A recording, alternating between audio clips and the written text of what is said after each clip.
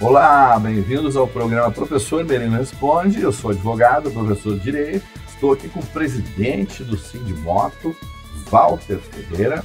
Ele é presidente do Sindicato dos Motoboys e veio aqui falar sobre os direitos da categoria, né? E é uma categoria muito atuante, principalmente na pandemia. Aí nós tivemos aí um trabalho muito importante dos motoboys, que foram entregas em casa, eles foram verdadeiros heróis aí, né? E eu, particularmente, admiro muito a categoria, porque já trabalhei como motoboy, doutor, e na época que eu era estudante, e também fui advogado do Sindicato dos Motoboys, do Sindimoto. Então eu tenho uma relação muito boa e admiro essa categoria. E aí eu vou perguntar para o presidente do Sindimoto quais são as principais conquistas aí que a categoria teve nos últimos anos. Professor Merino e telespectadores, meu muito obrigado pela oportunidade de mais uma vez falar da importância dessa categoria.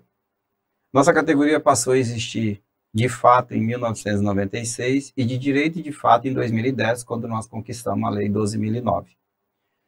Durante toda essa caminhada até agora, em 2024, nós tivemos muitas conquistas importantes, das quais algumas delas a própria categoria não deu tanto valor, mas nós temos o piso, reconhecido inclusive pela faixa do Estado.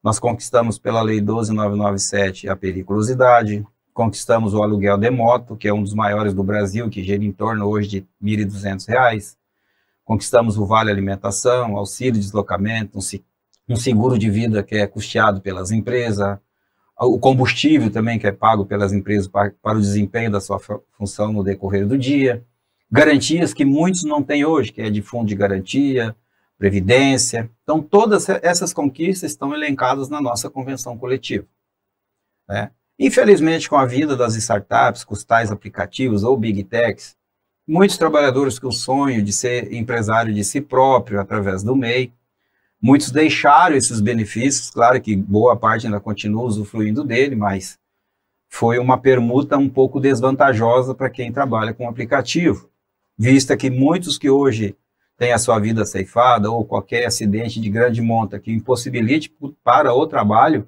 ele acaba ficando sem cobertura previdenciária e também, em caso de óbito, a família fica totalmente descoberta. Inclusive, esse final de semana ele foi trágico para nós. Perdemos duas pessoas do meu conhecimento pessoal, não foram só eles, mas eu estou citando aqui dois casos específicos.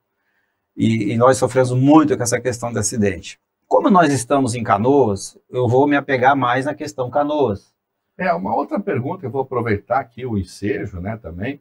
Eu perguntei para o senhor os benefícios da categoria e estou vendo aqui que conquistaram muitas coisas, né, e merecem realmente. É uma categoria que trabalha aí arduamente, aí no sol, na chuva, na rua, para fazer chegar o seu remédio em casa, né, a sua alimentação em casa, né.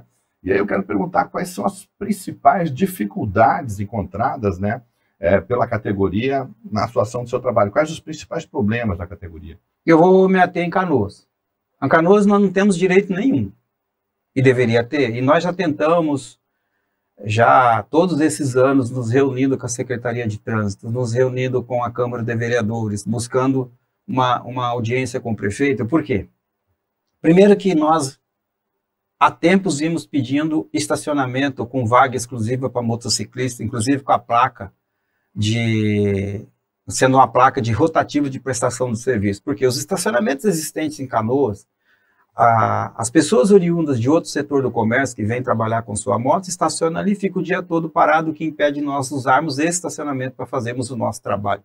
Sem contar que às vezes os estacionamentos eles estão tão distantes das nossas entregas que nós temos que caminhar quadras e quadras para que nós possamos efetuar o nosso serviço. Além do mais, nós sofremos uma grande perseguição aqui em Canoas com autuações, e autuações indevidas. Por quê? Evidentemente que a Lei 12.009 existe, e a exigência do curso existe, dos itens de segurança. Mas esse curso, que é fornecido inclusive pelo Sistema S, não é oferecido nem por eles e nem pelos CFCs, o que culmina com o impedimento para que nós façamos o curso e nós somos punidos com as autuações por parte da prefeitura, e quando não, a perseguição sobre a nossa categoria. Por quê? Por falta de regra, que é de competência do município fazer, nunca fez, diga-se que nunca fez, O que ocorre? Muitos outros que não é da categoria, entram na categoria, troca a descarga da moto, empina,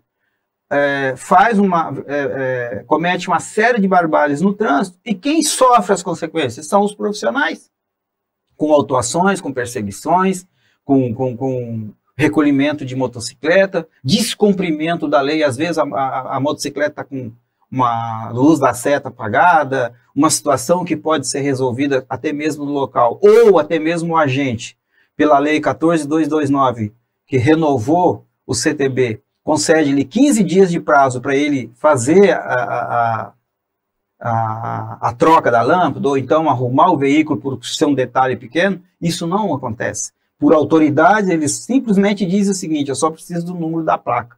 Então, para mim, o trânsito hoje ele é podre no sistema de fiscalização e autuações, pune as pessoas indevidamente, e é uma forma arrecadatória que interessa estritamente ao governo municipal. Porque basta o agente ter a sua placa, ele não precisa de mais nada. Ele pode fazer multa na casa dele, no horário de almoço, onde ele quiser ele pode fazer uma multa. Aí compete o autuado a contestar aquela multa sob a prisma que o agente tem fé pública, ou que o agente tem o benefício da veracidade.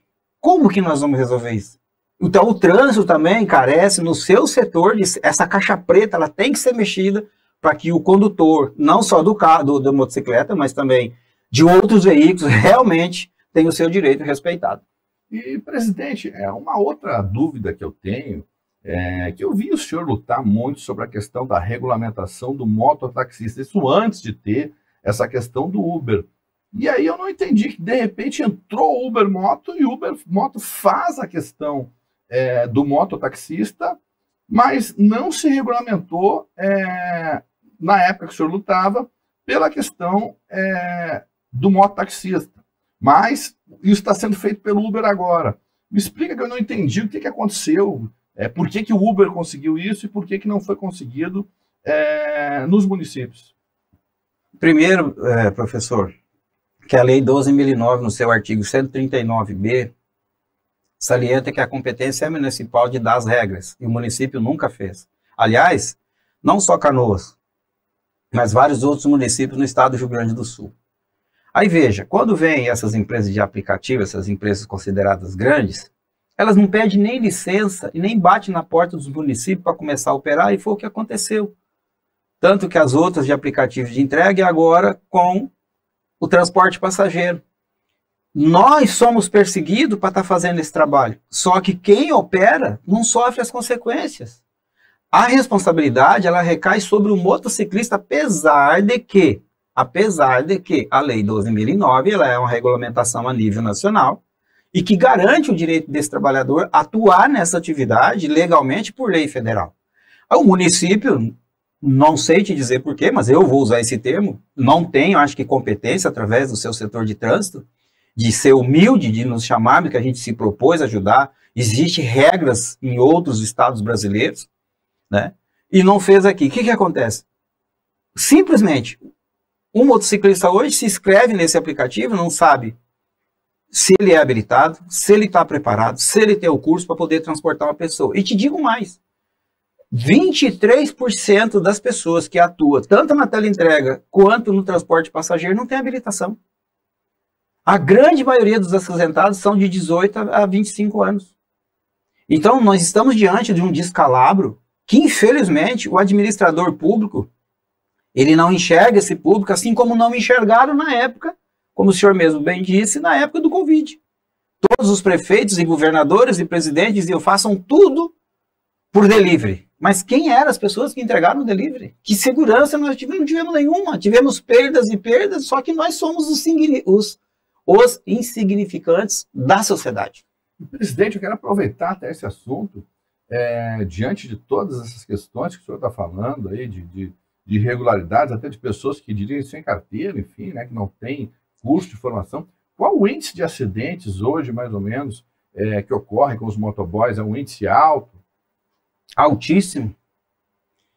É o custo maior de recuperação. O Brasil gastava 35 bilhões de reais por ano para recuperar acidentado. Hoje está na casa de 55.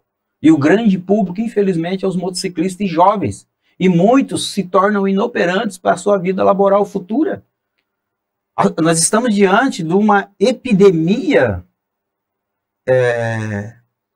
de certa forma, escondida, escamoteada, porque o agente público que tem a competência de fazer as regras e dar segurança, e principalmente exigir que se cumpra a Lei 9.503 no que tange a curso, a regulamentação, a habilitação, isso não está sendo feito. Então, veja, se tem hoje, nós participamos de 1/4 dos acidentes que ocorrem na maioria dos municípios brasileiros. Não estou falando agora, é Canoas e todo mundo, o município brasileiro. E cada vez, famílias ficam enlutadas, esposas ficam sozinhas para criar seus filhos, segurança previdenciária não tem, um seguro não tem, nada tem.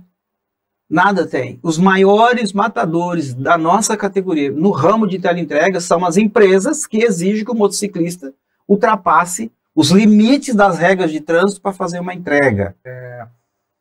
Os acidentes com motos são geralmente graves, né? Porque a pessoa ali dentro do carro bate no carro e se machuca menos, né? Agora na moto, às vezes o sujeito fica paraplégico, tetraplégico, né? São coisas bem mais graves aí que acontecem e geram consequências aí, até um custo para o próprio Estado, né? Com tudo que acontece, né? Ou seja, o Estado acaba sendo prejudicado com isso. E eu queria lhe perguntar assim, quais são as principais reivindicações da categoria hoje para que possa melhorar todo esse quadro que está aí? O que precisa fazer? Quais as sugestões do senhor, as reivindicações que a gente para poder melhorar isso que está aí hoje? Professor, eu fiz parte 4 meses da Câmara Temática em Brasília para mudar as regras que referem à nossa categoria, principalmente a questão dos aplicativos. Então, há uma proposta na mesa do presidente Lula, onde se exclui o MEI, proposta do governo de se excluir o MEI para a nossa categoria, para que as empresas não mais usem isso como factoide de que o trabalhador é o empresário e estão prestando serviço de forma com nota fiscal. Seria uma regra. A outra regra seria fazer com que a lei fosse cumprida, com que a lei realmente valesse para que o administrador a cumpra. Porque o que me chama a atenção, o administrador público, parece que a lei para ele não vale, ele faz qualquer coisa e está tudo certo. E nós temos que cumprir a regra no todo. Por outro lado, se o senhor me permite, eu acho que esse programa é de suma importância, né, por tudo que se discute, se debate, apesar que se fala muito aqui sobre lei trabalhista, eu acho que é um assunto a ser abordado porque também atinge o trabalhador. Convide um representante da ACD para vir aqui falar sobre isso. Eu acho que vai ser de suma importância para a sociedade entender o trabalho da ACD e quantos dos nossos motociclistas estão lá.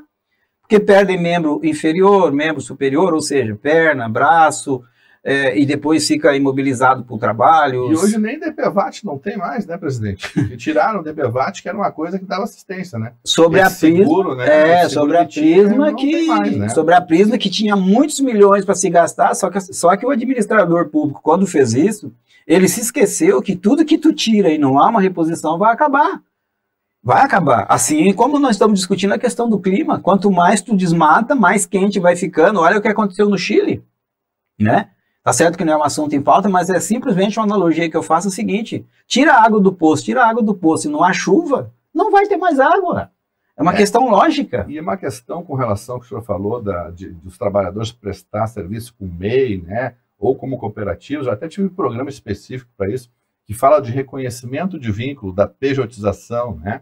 Então, esses trabalhadores que trabalham dessa forma, que trabalham para uma empresa só, todos os dias, com os requisitos da relação de emprego, mesmo tendo contrato de MEI, mesmo tendo nota fiscal, ou sendo cooperados, eles podem vir na Justiça do Trabalho e reconhecer vínculo e ganhar todos os direitos de trabalho de todos esses anos que eles trabalharam, inclusive com todos os adicionais, de periculosidade, etc.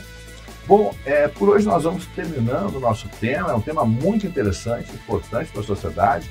Eu vou agradecer aqui ao presidente Sindimoto, Dr. Walter Ferreira, pelos esclarecimentos aqui à população.